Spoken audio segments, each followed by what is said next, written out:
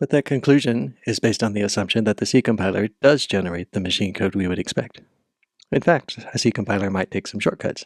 It might notice that we are initializing OK to the result of this comparison, and that a bitwise OR of 0 is always going to produce 0, so it might decide to immediately return 0 when it sees that blen is not equal to elen. It could skip these lookups of strings because they don't change memory, and if the string is accessed out of bounds, well, that's undefined behavior, and so a C compiler is allowed to just not produce code to do that undefined thing. So again, a C compiler might take shortcuts in this case to defeat our intended machine code that always runs instructions based on the length of the provided string.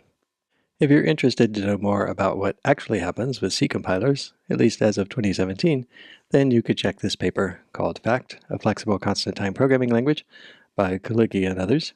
The paper is about a language and a compiler that avoids the possibility of the compiler not doing what you meant in terms of timing, but part of the paper is about exploring and explaining what happens with C compilers currently.